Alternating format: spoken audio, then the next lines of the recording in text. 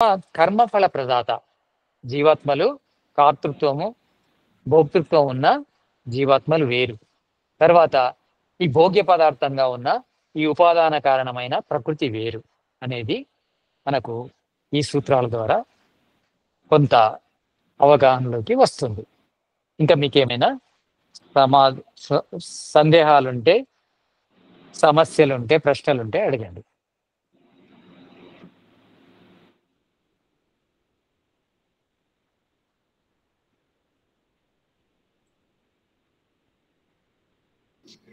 నమస్తే గురుజీ.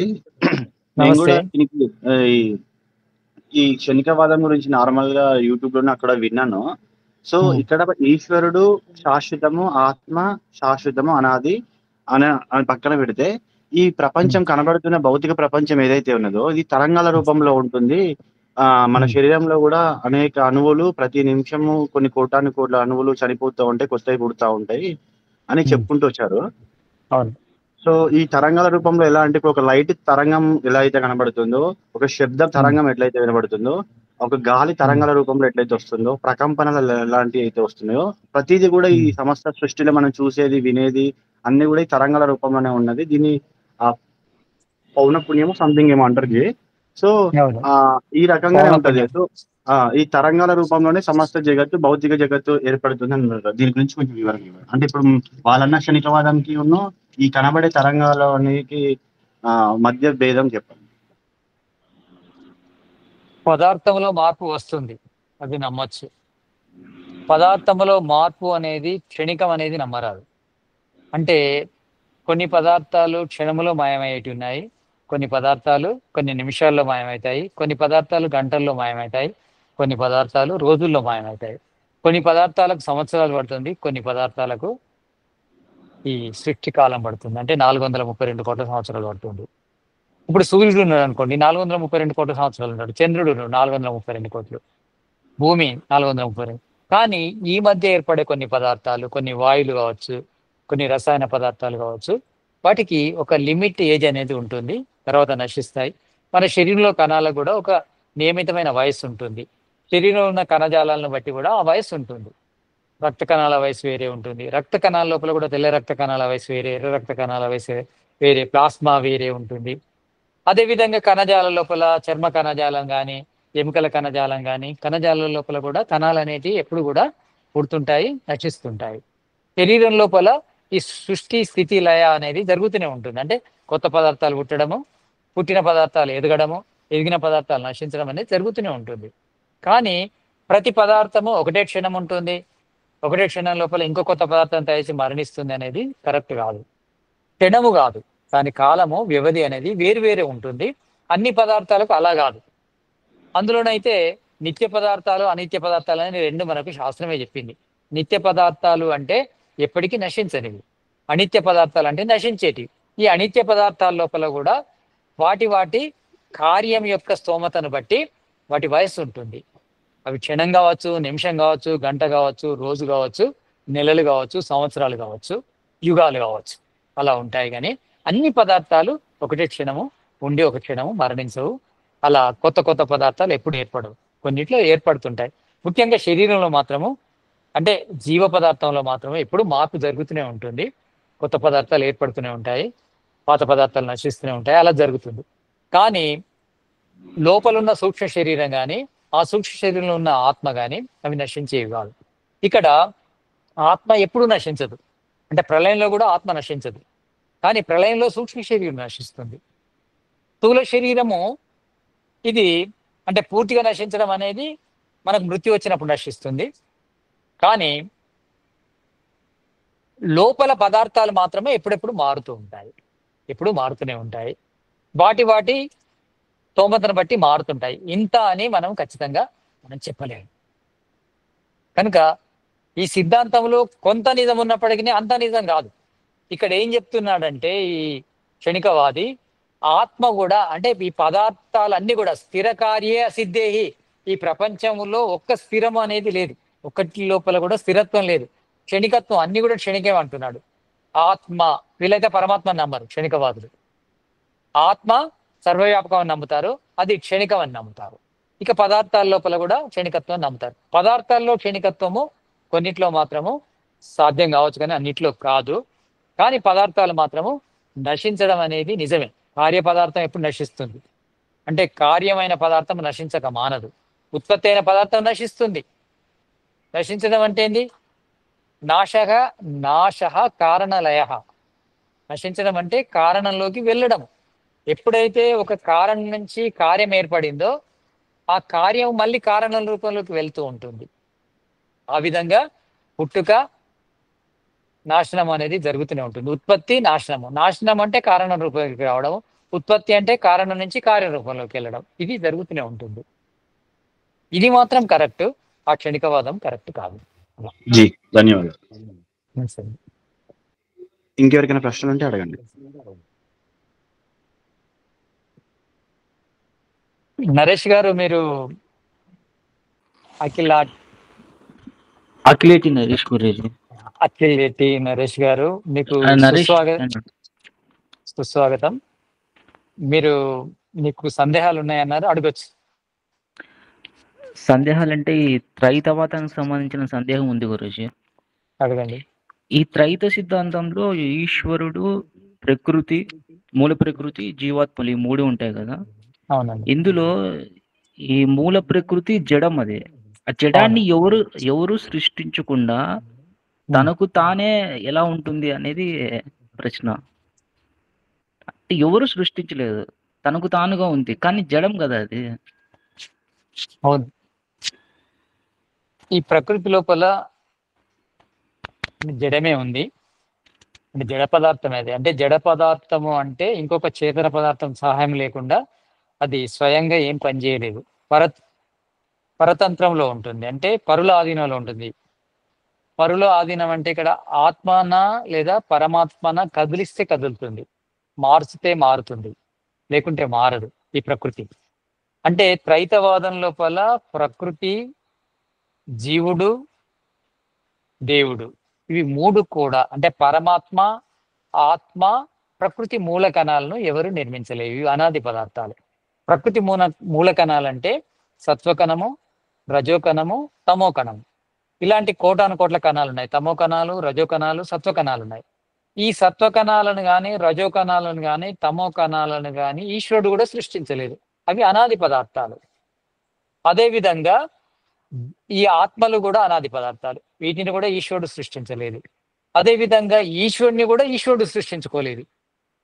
ఈశ్వరుడు కూడా అతడు ఉత్పత్తి కాని పదార్థమే. ఇవి మూడు కూడా అనాదే. ఈ మూడిటికి పుట్టుక లేదు, ఈ మూడిటికి మరణం లేదు. కానీ పుట్టుక మరణాలు కలది ఒకటే, కార్యరూప జగత్తు. కార్యరూప జగత్తు లోపలనే పుట్టుక అంటే కారణము కార్యంలా మారుతుంది. ఇక పుట్టుక తర్వాత మరణం అంటే ఏంటంటే మళ్ళీ కార్యము కారణ రూపంలోకి వెళ్ళిపోతుంది. అంటే ఉత్పత్తి నాశనము. ఉత్పత్తి అంటే కారణము కార్యంలాగా మారింది, అంటే కనిపించే పదార్థంలాగా మారింది. అది మళ్ళీ కారణ రూపంలోకి వెళ్ళిపోవడాన్ని నాశనం అంటారు. ఉత్పత్తి నాశనం ఏంటి? దీనిలోనే ఉత్పత్తి నాశనం కనిపిస్తుంది. అంటే కార్యరూప జగత్తులోనే ఉత్పత్తి నాశనం ఉంటుంది. కారణరూప జగత్తు లోపల ఉత్పత్తి నాశనం లేదు. అంటే సత్వకణము, రజోకణము నశించవు, తమోకణము నశించదు.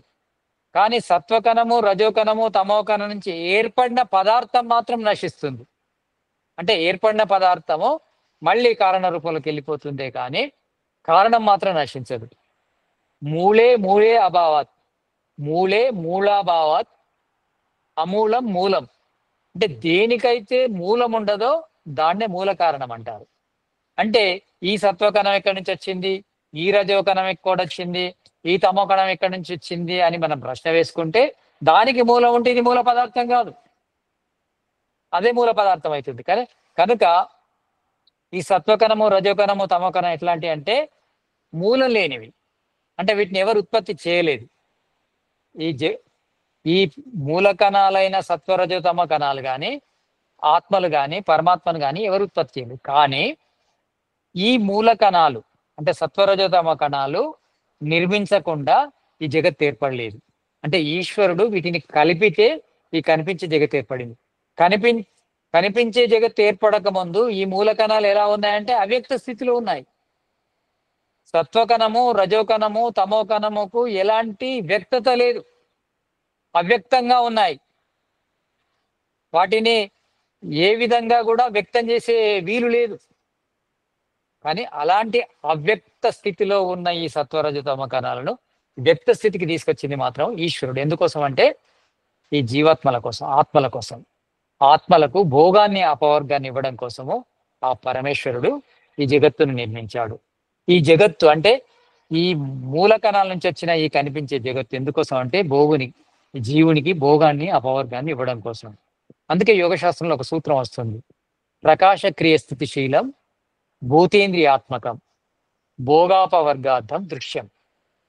అంటే ఈ సత్వ రజో తమో కణాలకి ఏం లక్షణాలు ఉన్నాయి? సత్వకణానికి ప్రకాశ గుణం ఉంది,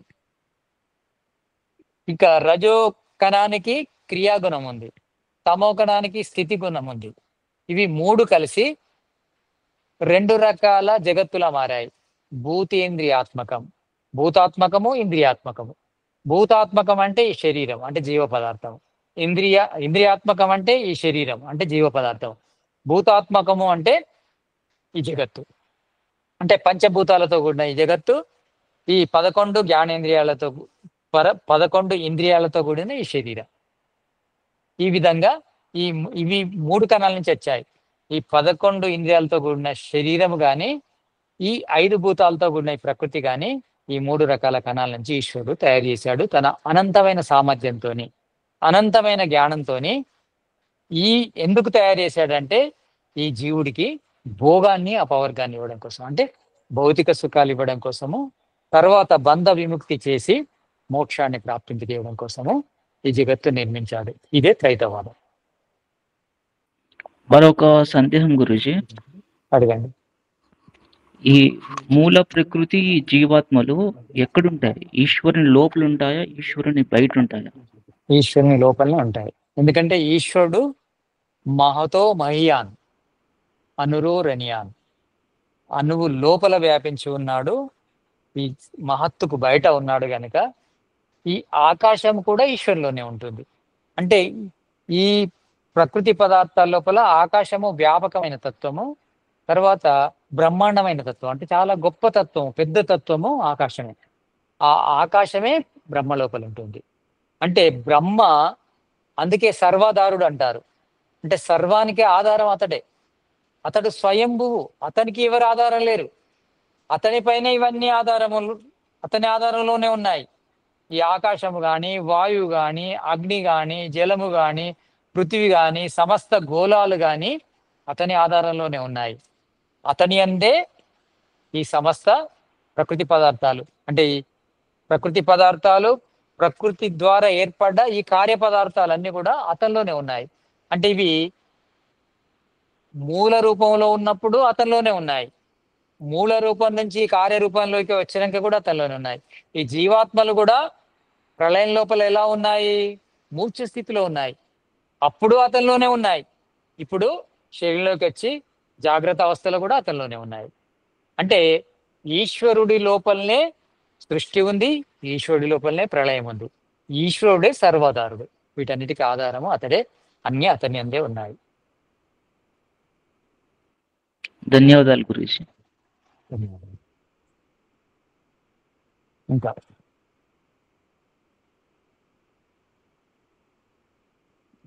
ప్రసాద్ గారు. నమస్తే గురుజీ. నమస్తే గురుజీ. గురుజీ నమస్తే ఇప్పుడు అండి. గురుజీ సాంఖ్య దర్శనంలో ఇప్పుడు మీరు చెప్పిన ఈ సూత్రం ఉంది కదా, నా విద్యతో అప్యవస్తు నా బంధ యోగాత్. ఈ సూత్రంలో అంటే అవిద్య అనేది బంధయోగము కాదు పురుషునికి అని చెప్తున్నారు. కానీ అదే యజుర్వేద మంత్రంలో అందం తమః ప్రవిశంతి ఏ అవిద్యం ఉపాసతే అనే ఈ వేద మంత్రంలో మనకి అవిద్య, అస్మిత, రాగద్వేషం, అభినవేశం అను క్లేశాలలో పురుషుడు చిక్కుకొని పరమేశ్వరుని వీడి అంటే దుఃఖ సాగరమున మునుగుచున్నారు అని చెప్తున్నారు. మరి ఇక్కడ ఈ బంధం అనేది ఇప్పుడు ఇక్కడ అవిద్య, అస్మిత, రాగాలలో చిక్కుకొని పురుషుడికి బంధం ఏర్పడుతుంది కదా, మరి ఇక్కడేమో బంధము కానేరదు అని చెప్తున్నారు. మరి ఏది కరెక్ట్ గురుజీ, వివరించగలరు? తప్పకుండా వేదమే కరెక్ట్. ఇక్కడ అవిద్య అంటే ఒక వేదంలోనే కాదు, చాలా శాస్త్రాల లోపల అవిద్యనే కారణం అని వస్తుంది. తర్వాత కూడా ఈ శాస్త్రంలో కూడా అవిద్యనే కారణం అని వస్తుంది. కానీ ఇక్కడ చెప్పిన అవిద్య, అవిద్య రెండు రకాలు.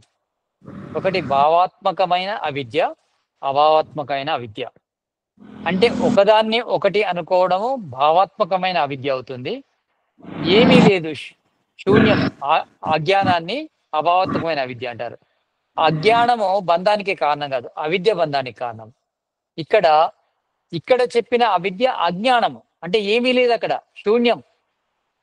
కానీ అవిద్య లోపల ఒకదాన్ని ఒకటి అనుకుంటాము. తాడును చూసి పాము అనుకుంటాము, ఒక మొట్టును చూసి మనిషి అనుకుంటాము.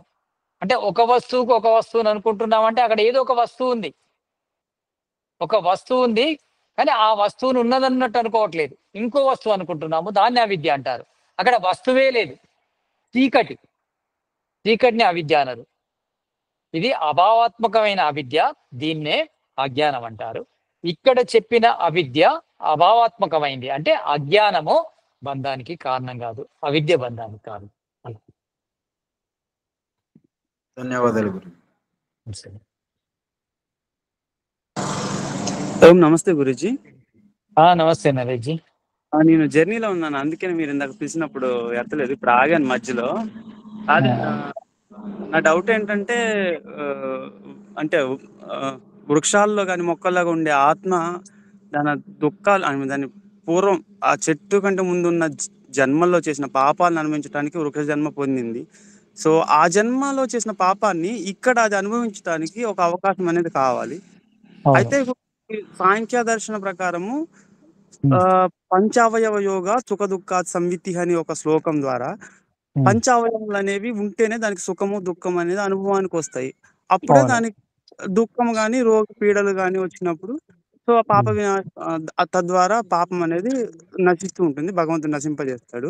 సో ఇక్కడ పంచావయవాలు అనేది మొక్కల్లో లేవు.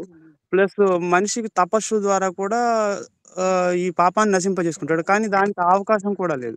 ప్లస్ మీరు ఇంతకు ముందు ఒక వీడియోలో చెప్పినట్టు అవి ఇతరులకు మేలు చేయడం ద్వారా వాటి పాపాన్ని నశింపజేస్తాయి అని అన్నట్టుగా అన్నారు ఒకసారి.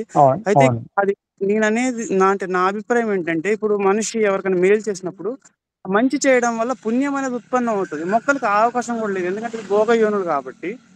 సో ఆ మేలు చేయడం వల్ల ఒకళ్ళు ఉత్పన్నం అయింది అనుకున్నా పుణ్యం ఉత్పన్నం అవుతుంది, కానీ పాపం నాశనం అవడానికి ఇది విరుద్ధంగా ఉంది కదా. ఇప్పుడు నేను ఒకరికి మేలు చేస్తే పుణ్యమే ఉత్పన్నం అవుతుంది, కానీ పాపం నాశనం అవ్వదు కదా.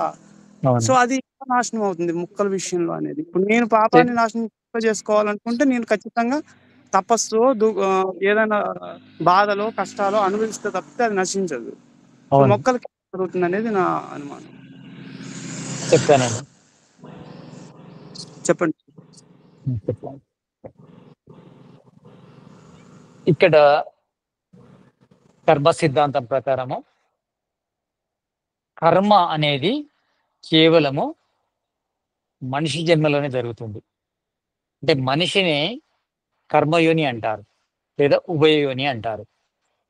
మిగతా జంతువులు అంటే మనిషి కాకుండా మనుష్యేతర జన్మలన్నీ కూడా భోగయోనులే. ఇక్కడ మానవ జన్మలో జరిగేది ఏంటంటే, ఈ కర్మయోని అయిన మానవుడి లోపల జరిగేది ఒకటి, సుఖ దుఃఖాల భోగం జరుగుతుంది. అంటే సుఖాన్ని అనుభవించాలి, దుఃఖాన్ని అనుభవించాలి. సుఖాన్ని అనుభవిస్తే పుణ్యం నశిస్తుంది, దుఃఖాన్ని అనుభవిస్తే పాపము నశిస్తుంది. అదేవిధంగా కర్మయోని గనుక కర్మలు చేస్తాడు, మంచి పనులు చేస్తే పుణ్యకర్మాశయం ఏర్పడుతుంది, చెడు కర్మలు చేస్తే పాపకర్మాశయం ఏర్పడుతుంది. ఈ 4 రకాల క్రియలు జరిగేది కేవలం మానవుడి లోపల. అంటే ఏమేమి జరుగుతున్నాయి? పుణ్యము నశిస్తుంది, పాపము నశిస్తుంది, పుణ్యము పెరుగుతుంది, పాపము పెరుగుతుంది. పుణ్యం ఎలా నశిస్తుంది? సుఖాన్ని భోగిస్తే పుణ్యం నశిస్తుంది, దుఃఖాన్ని భోగిస్తే పాపం నశిస్తుంది. తర్వాత మంచి కర్మలు చేస్తే పుణ్యం వస్తుంది, పాపం కర్మలు చేస్తే పాపం వస్తుంది, అంటే చెడు కర్మలు చేస్తే పాపం వస్తుంది. ఇవి 4 కర్మలు జరుగుతాయి మానవ జన్మలో. భోగయోని లోపల జరిగేది ఒకటే. భోగయోనిలో ఏం జరుగుతుందంటే, కొత్తగా పాపం ఏర్పడదు, కొత్తగా పుణ్యము ఏర్పడదు. అదేవిధంగా పుణ్యము నశించదు, పుణ్యం ఏర్పడదు, పాపం ఏర్పడదు, పుణ్యము నశించదు. ఒకటే పని జరుగుతుంది, ఒక పాపం మాత్రమే నశిస్తుంది. మనిషి జన్మ లోపల 4 జరుగుతున్నాయి. పాపం నశిస్తుంది, పుణ్యం నశిస్తుంది, పాపం పెరుగుతుంది, పుణ్యం పెరుగుతుంది. కానీ ఈ భోగయం లోపల కేవలం ఒకటే పని, పుణ్యము పెరగదు, పాపము పెరగదు, పుణ్యము నశించదు, కానీ పాపం మాత్రం నశిస్తుంది. ఒకటే జరుగుతుంది, ఒకటే క్రియ జరుగుతుంది, అది పాపం మాత్రమే నశిస్తుంది. ఎలా అంటే పాపము నశించడము ఎలా అంటే వాటికి స్వతంత్రం అనేది తక్కువగా ఉంటుంది. భోగములన్నిట్లో కూడా స్వతంత్రము తక్కువగా ఉంటుంది. స్వతంత్రము తక్కువగా ఎలా ఉంటుందంటే వాటికి ఉన్న మెదడు మనకు ఉన్న మెదడుకు తేడా ఉంటుంది. అంటే బుద్ధి లోపల తేడా ఉంటుంది.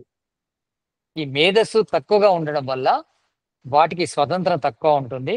దేనికైతే స్వతంత్రం తక్కువ ఉంటుందో దానికి సుఖం కూడా తక్కువ ఉంటుంది. ఇవి అన్ని కూడా ఈశ్వరుడు మనకు మేలు చేయడం కోసమే సృష్టించాడు.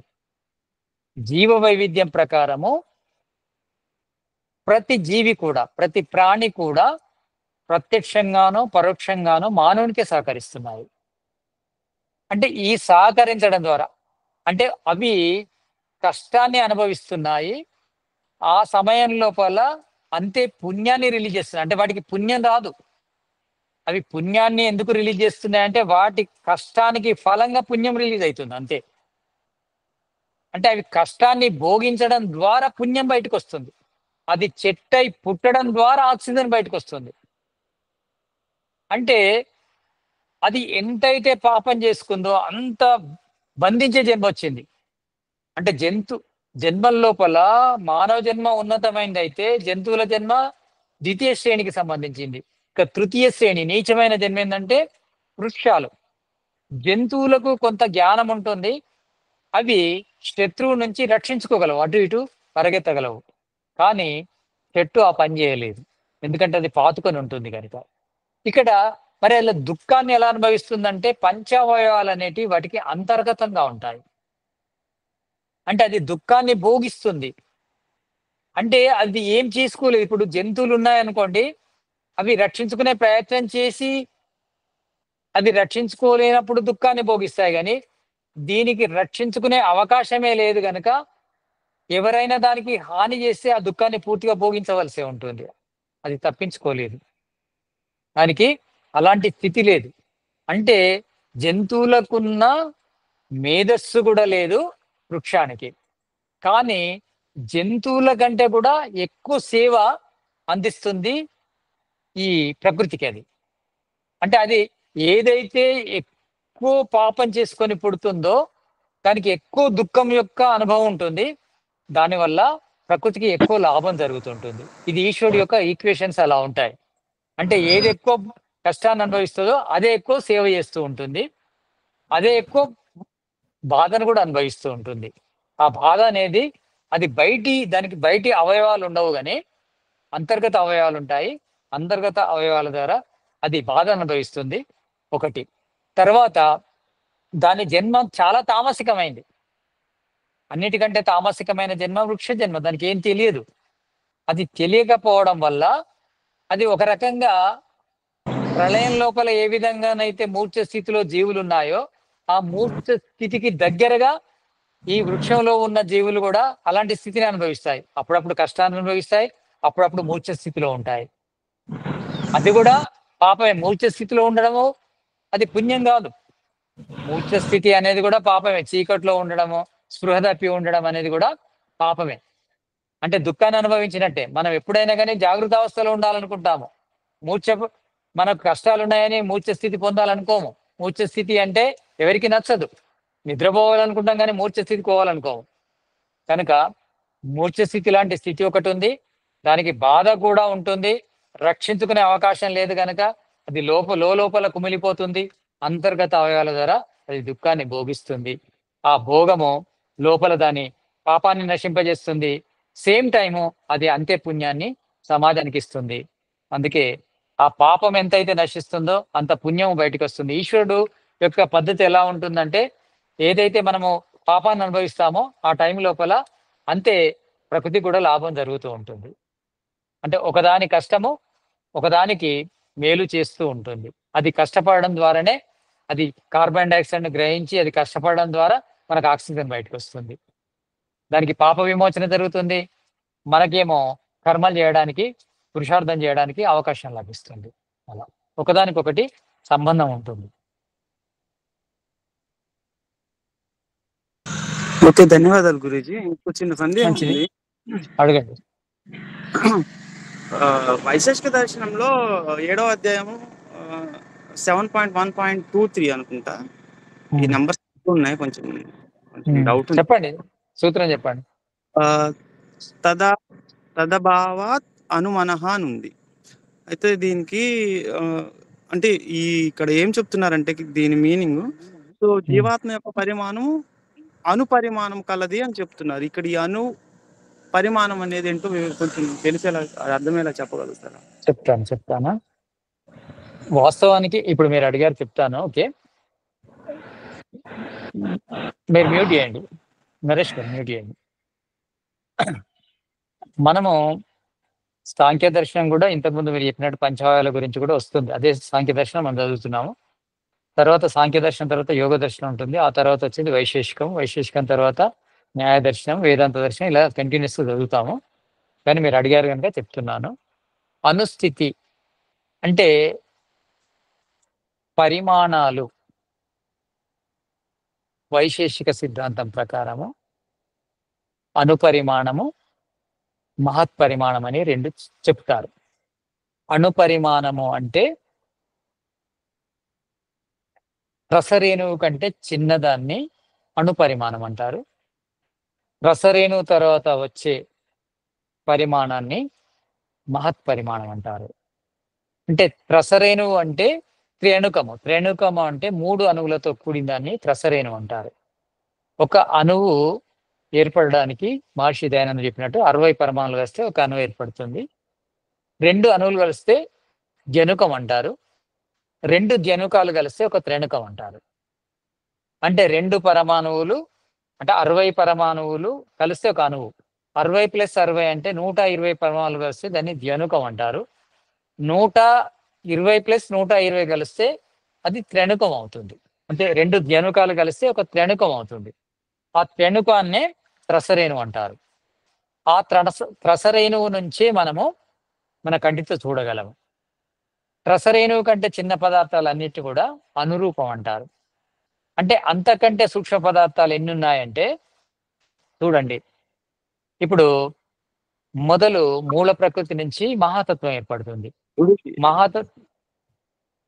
ఇక్కడ నా డౌట్ యాక్చువల్గా ఏంటంటే, మీరు అన్నట్టుగా ఆ అణువుకి ఇన్ని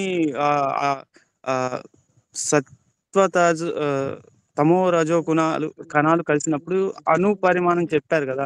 అయితే యాక్చువల్గా మనకి ఈ ఆత్మ అనేది ప్రకృతి కంటే సూక్ష్మమైనది అనేది అని నా అనుభవంలో ఉంది. అంటే ఎక్కడో చదివింది. సో అప్పుడు ప్రకృతి పరిమాణం కలవడం కంటే అది పెద్దగా కనిపిస్తుంది కదా. అప్పుడు అంటే ఆ పరమాణువులు ఇప్పుడు సత్వ రజో తమో కణాలు కలిసినప్పుడు అణు పరిమాణం ఏర్పడుతుంది అన్నట్టుగా అంటున్నారు కదా. అప్పుడు ఈ తమో కణాల కంటే పెద్దది అవుతుంది కదా ఆత్మ అనేది ఇక్కడ అదే చెప్తున్నాను.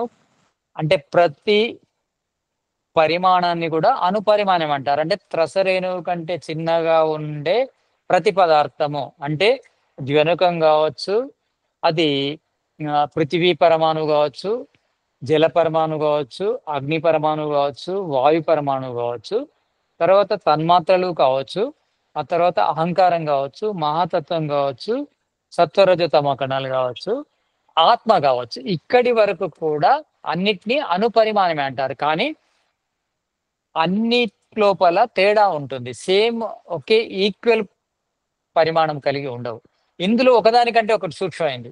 ఇప్పుడు త్రసరేణువు కంటే జణుకము చిన్నది, జణుకం కంటే ఒక అణువు చిన్నది, అణువు కంటే పరమాణువు చిన్నది, పరమాణువు కంటే పృథ్వీ పరమాణువు చిన్నది, పృథ్వీ పరమాణువు కంటే జల పరమాణువు చిన్నది, జల పరమాణువు కంటే అగ్ని పరమాణు చిన్నది, అగ్ని పరమాణువు కంటే వాయు పరమాణువు చిన్నది, వాయు పరమాణువు కంటే తన్మాత్రలు చిన్నవి, తన్మాత్రల కంటే అహంకారం చిన్నది, అహంకారం కంటే మహాతత్వం చిన్నది. మహాతత్వం కంటే ఈ తమోకణం చిన్నది. తమోకణం కంటే రజోకణం చిన్నది. రజోకణం కంటే సత్వకణం చిన్నది. సత్వకణం కంటే కూడా అణువు చిన్నది. ఇంకా ఆత్మ చిన్నది.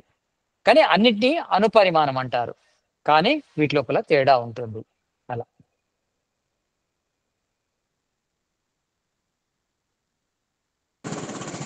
ఓకే గురుజీ, ధన్యవాదాలు. మంచిది. అంతే గురుజీ. ఓకే, సరేనండి. ఇంకా గురుజీ ఇంకో సందేహం ఉంది. ఈ అడగండి. మనకి ఆలోచనలు అనేటివి ఎక్కడి నుంచి పుడతాయి గురుజీ?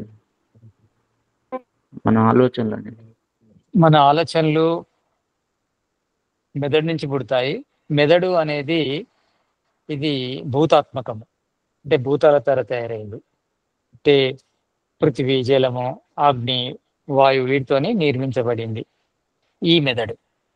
దీన్ని గోళకం అంటారు. దేనికి గోళకం అంటే అంతఃకరణానికి గోళకము. అంతఃకరణం లోపల ముఖ్యంగా మూడు ఉంటాయి. ఏంటంటే అహంకారము, మనస్సు, బుద్ధి అని. ఈ మూడు కలిసి అంతఃకరణం అంటారు. ఈ మూడిటి యొక్క గోళకం మెదడు. ఆలోచనలు ఎక్కడ పుడతాయంటే ఈ మూడు గోళకాలు, ఈ మూడు అంతఃకరణాలు ప్లస్ మెదడు అనే గోళకం లోపల ఆలోచనలు ఉత్పత్తి అవుతుంటాయి. మనం గ్రహించిన జ్ఞానాన్ని బట్టి మనకు ఆలోచనలు కొత్త కొత్తగా ఉత్పత్తి అవుతుంటాయి. అలా ఇంతకు ముందున్న జ్ఞానము ఇప్పుడు చూస్తున్న జ్ఞానానికి అనుసంధానం కలిగి ఆలోచన అనేది ఉత్పత్తి అవుతుంటుంది. అలా గురుజీ ఇంకో ప్రశ్న. అదే అసలు ఈ మనస్సు అంటే ఏంటి? అది మనస్సు అనేది మన శరీరంలో, మానవ దేహంలో ఎక్కడుంటుంది?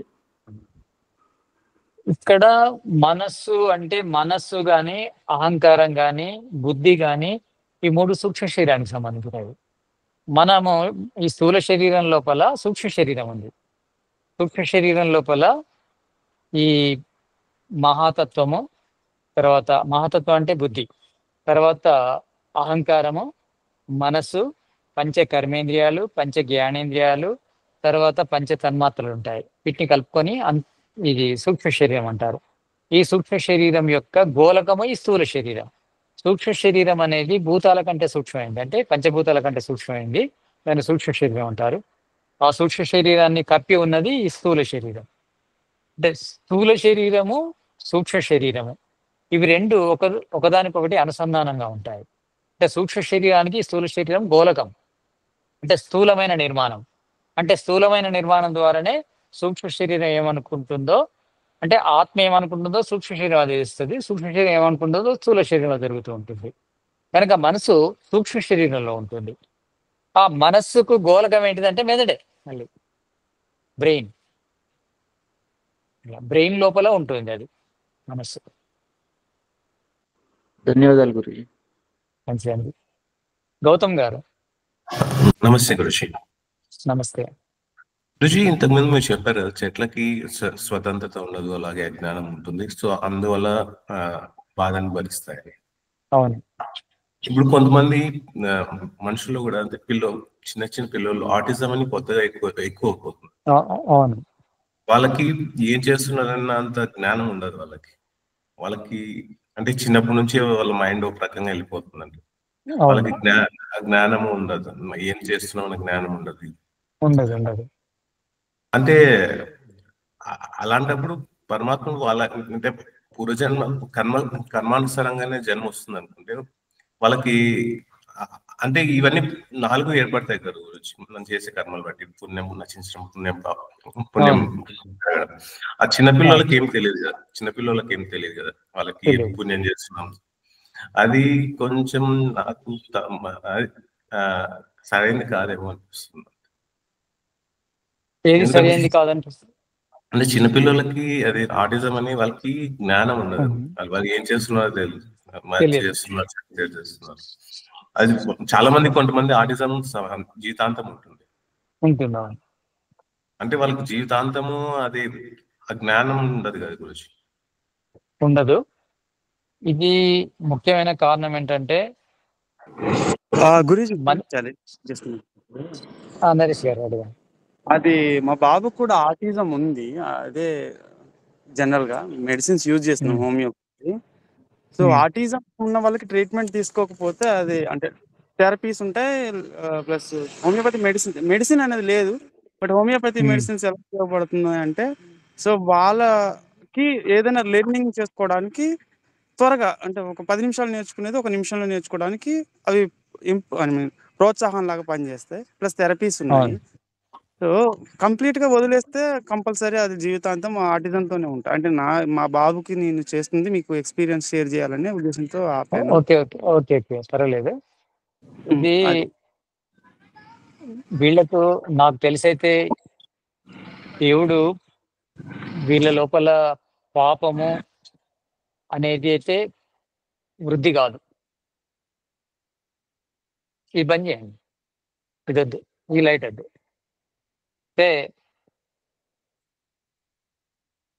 పాపం అనేది వాళ్ళకు ఏముండదు. కారణం ఏంటంటే వాళ్ళకి ఏం తెలియదు కనుక, వాళ్ళు తెలిసి ఏది చేయరు గనక వాళ్ళకి పాపం అయితే రాదు. ఒక రకంగా పాపం అనేది నశిస్తూ ఉంటుంది. ఎందుకంటే వాళ్ళు మనిషిగా పుట్టి అన్ని రకాల బాధలు తెలియకుండా, అంటే మనిషి ఆకారంలో ఉండి ఎలాంటి మనిషికి సంబంధించిన సౌకర్యాలు పొందకుండా, సుఖాలు పొందకుండా కష్టాలు అనుభవిస్తున్నారు చూడండి. వాళ్లకు పాపం అనేది నశిస్తుంది. ఎవరికైనా పాపము, పుణ్యము 2 ఉంటాయి అడ్వాన్స్‌గా. అవి సంచిత కర్మల్లో ఉంటాయి. ప్రారబ్ధం ప్రకారం ఈ జన్మొచ్చింది గానీ, కోటానుకోట్ల మానవ శరీరం లోపల మనము అనేక రకాల పుణ్యకర్మలు, అనేక రకాల పాపకర్మలు చేసి ఉంటాం. అనేక రకాల పుణ్యకర్మల వల్ల పుణ్యము ఉండి ఉంటుంది. అనేక రకాల పాపకర్మల వల్ల పాపం కూడా ఉంటుంది. అయితే ఇలాంటి జన్మలు మానవుడికి వచ్చినప్పుడు వాళ్ళ పాపం చాలా నశిస్తూ ఉంటుంది. అంటే వీళ్ళకు నెక్స్ట్ జన్మ లోపల అంటే మంచి మానవ జన్మ వస్తుంది. ఎప్పుడైనా మానవ జన్మ గొప్పది రావాలంటే పుణ్యం పర్సెంటేజ్ ఎక్కువ ఉండాలి, పాపం పర్సెంటేజ్ తక్కువ ఉండాలి. మనము పాపాన్ని తగ్గించుకున్న, పుణ్యాన్ని పెంచుకున్న పుణ్యం పెరుగుతుంది. పాపాన్ని తగ్గించిన పుణ్యం యొక్క రేషియో పెరుగుతూ ఉంటుంది. అదేవిధంగా పుణ్యాన్ని పెంచుకున్న పుణ్యం యొక్క రేషియో నిష్పత్తి అనేది పెరుగుతూ ఉంటుంది. అంటే మనకు నిష్పత్తి ముఖ్యం, ఏ రేషియోలో ఉందనేది ముఖ్యం. అంటే మనము పుణ్యం యొక్క స్థితిని మనం పెంచుకోగలిగితే మనకు మంచి జన్మ వస్తుంది. ఇక్కడ ఇలాంటి మానసిక సమస్యలు ఉన్న వాళ్ళు, ఈవెన్ శారీరక సమస్య, మానసిక సమస్య 2 కలిసి కూడా ఉంటాయి. అంటే అంగాలు కూడా బాగా అభివృద్ధి కాకుండా, మెదడు అభివృద్ధి కాకుండా 2 సమస్యలతో కూడా సతమతమయ్యే పిల్లలు ఉంటారు. వీళ్ళకు ఒక రకంగా పాపం నశించడం అనేది ఒక కార్యక్రమే జరుగుతూ ఉంటుంది. వీళ్ళకి అక్కడ సుఖభోగం ఏం లేదు. అంటే వాళ్ళ పుణ్యం ఏం నశించదు. పాపం మాత్రమే నశిస్తుంది. పాపం కొత్తగా తయారు కాదు. అంటే ఒక రకంగా చెట్టు జన్మలానే ఉంటుంది వీళ్ళది. అంటే చెట్టు లోపల ఏ విధంగానైతే అంటే భోగజను లోపల పాపం నశిస్తుందో వీళ్ళు కూడా అలానే పాపం నశిస్తూ ఉంటుంది. కాకుంటే ఇది ఎందుకు వస్తుంది ఇలా అనేది కూడా ఒక ప్రశ్న. ఈ ప్రశ్నకు చరక సంహిత లోపల ఒకటి, ఈశ్వరుడు పూర్తి శరీరాన్ని ఇస్తాడు.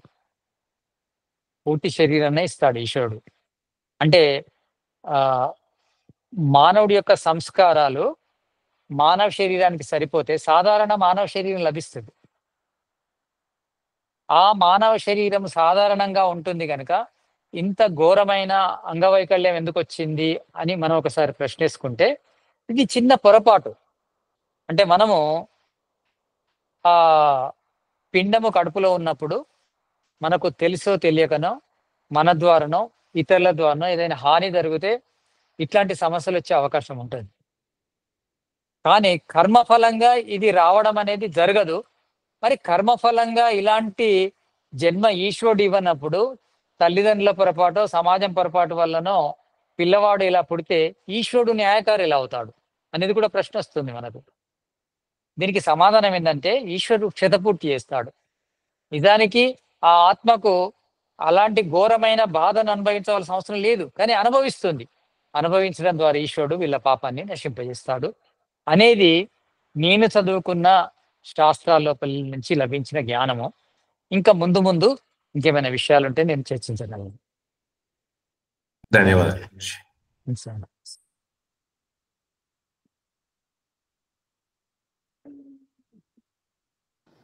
గురుజీ ఇంకొక చిన్న సందేహము, అంటే ఇప్పుడు ఆత్మలు సృష్టి ఆరంభం నుంచి, అంటే మొట్టమొదటి సృష్టి ఎప్పుడైతే ఉందో అప్పటి నుండి నేటి వరకు ఈశ్వరుడు ఒక్కడే, ఆత్మలు అనేకము, ఆ అనేకమైన ఆత్మలలో హెచ్చు తగ్గులు అనేటివి ఉండవు. ఎన్ని అయితే ఆత్మలు ఉన్నాయో అవే ఉంటాయి కదా గురుజీ?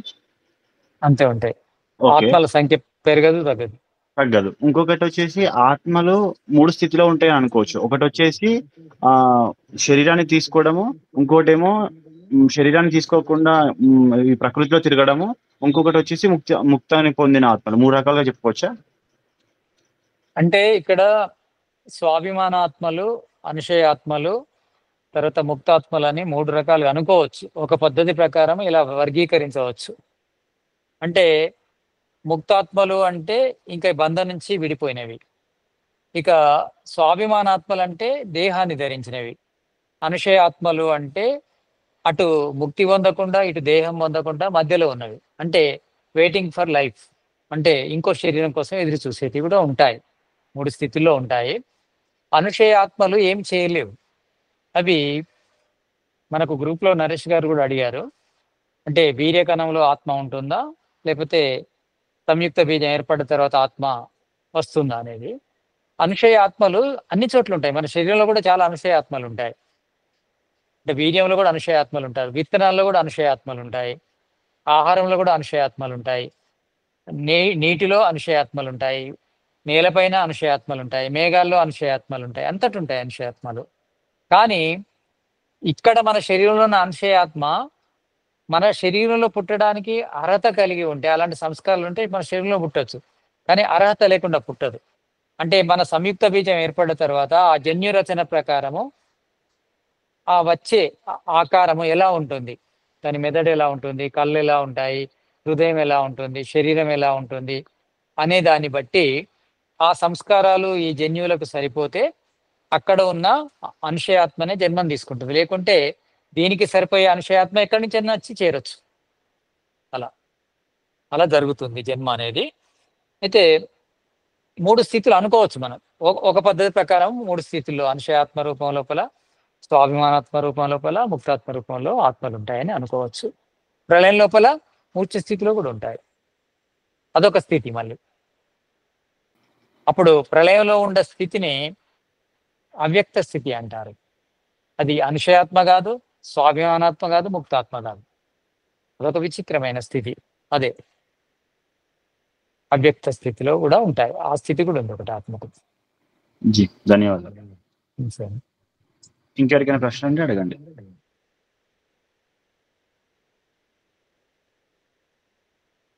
నమస్తే గురుజీ, ఒక చిన్న ప్రశ్న. నమస్తే. అది ఏమంటే టాపిక్ బయట ఉంటుంది. ఇది ప్రళయం అంటే అంటే టాపిక్ అంటే వేరుగా ఉంటుంది. ఏంటండి? ఇది టాపిక్ వేరుగా ఉంటుంది. అంటే ఇది ప్రళయం అంటే జల ప్రళయం అని ఉంటుంది. మామూలుగా మీరు అన్నారు కదా ఒకసారి, ప్రళయం అంటే ఏ స్థితి నుంచి వచ్చిందో ఆ స్థితికి వెళ్ళిపోతుంది. అవును. అంటే ఇప్పుడు మన్వంతరానికి ఒక ప్రళయం అలా అంటుంటారు కదా, ఒక మన్వంతరం. అది అదే మన్వంతరానికి అంటే ఒక మహాయుగం వెనక ఒక ప్రళయం ఉంటుందని. అంటే అన్నీ ఒకేలాగా ఉంటాయా ప్రళయాలు? కాదు. ఇప్పుడు 432 కోట్ల సంవత్సరాల తర్వాత జరిగే ప్రళయాన్ని మహాప్రళయం అంటారు.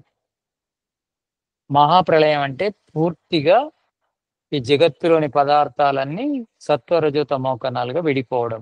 ఇది మహాప్రళయం, అత్యంత ప్రళయం. ఇది మధ్య మధ్య జరిగే ప్రళయాలను ఖండ ప్రళయాలు అంటారు.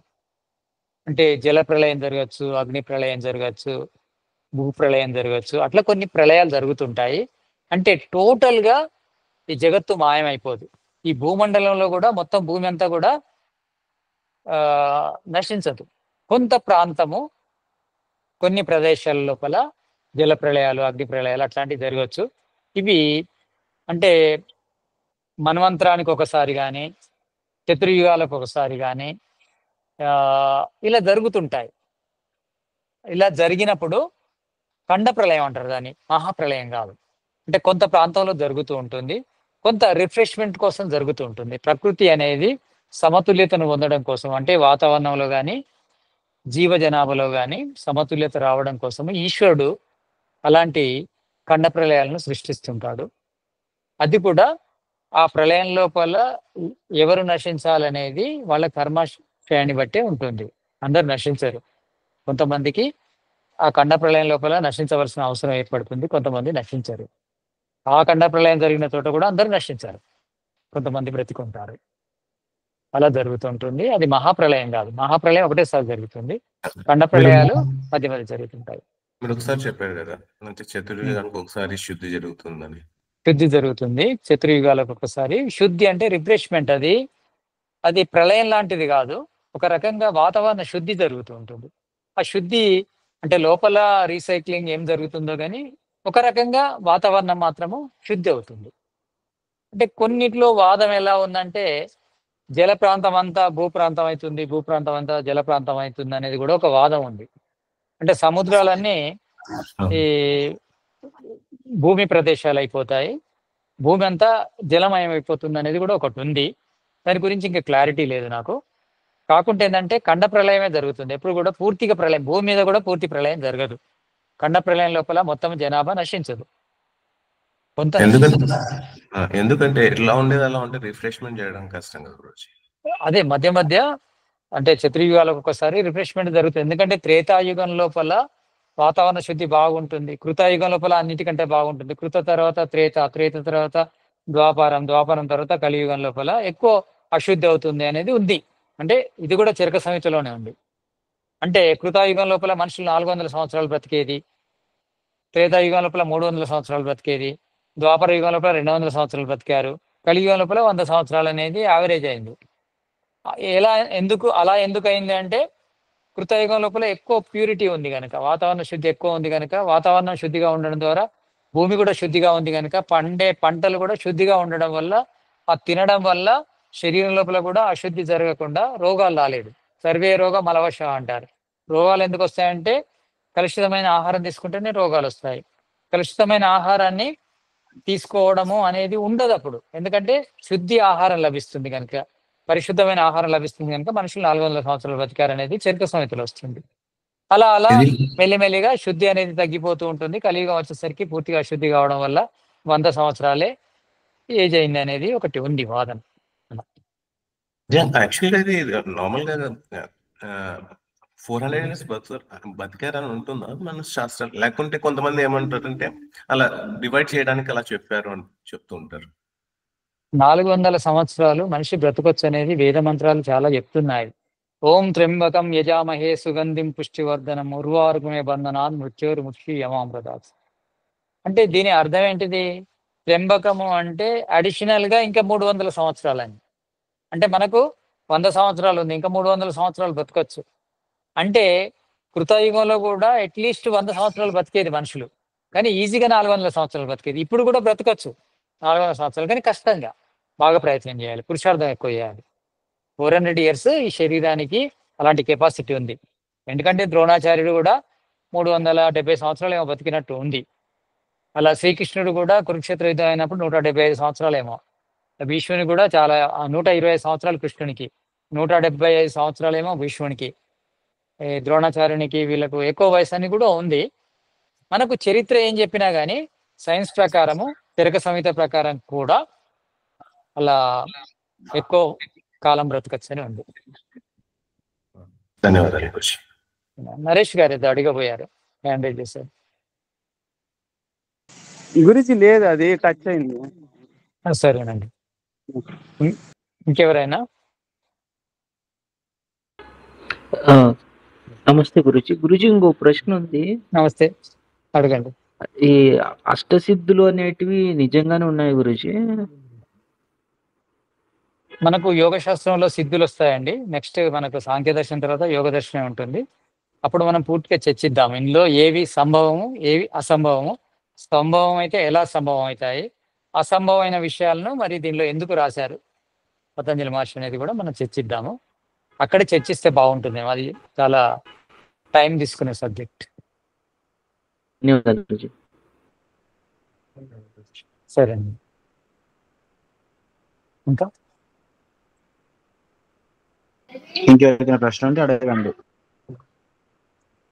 లేదంటే శాంతి పడదు.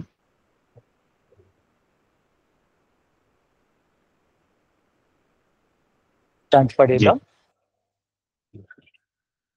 ఓం దేవ్ శాంతిరంతరిక్షరం శాంతి పృథివీ శాంతి ఆపః శాంతి ఓషధయ శాంతి వనస్పతే శాంతిర్విశ్వే దేవాః శాంతిర్బ్రహ్మ శాంతిః సర్వం శాంతి శాంతిరేవ శాంతి సామా శాంతిరేధి. ఓం శాంతి శాంతి శాంతి. ఓం सबको नमन प्रणाम नमस्ते.